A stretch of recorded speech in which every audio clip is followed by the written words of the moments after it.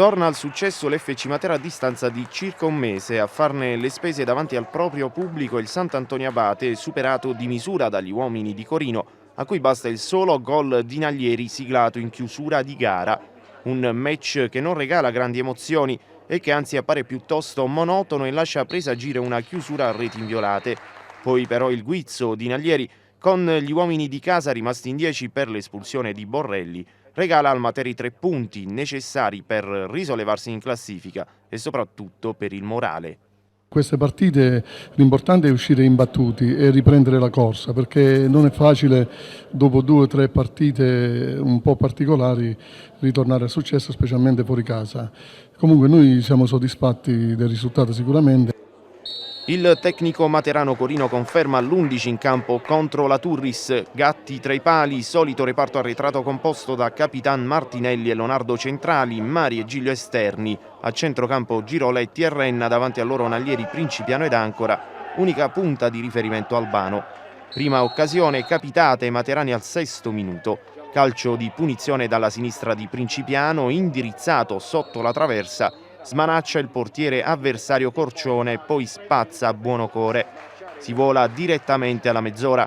Cataletto scodella in area biancazzurra, svetta Borrelli ma la palla termina di poco al lato.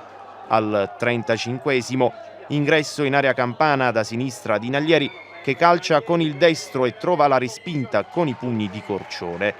In chiusura di prima frazione, rapida ripartenza materana, tocco di Principiano per Ancora, che dal limite ci prova ma trova la deviazione della retroguardia locale.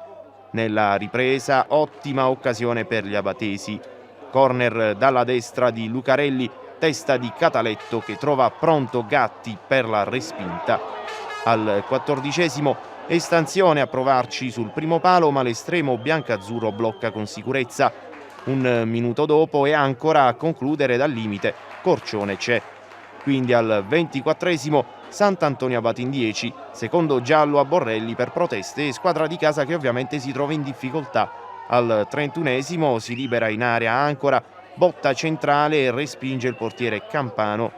Pochi secondi dopo, allontanato dal campo il tecnico di Casanastri per proteste.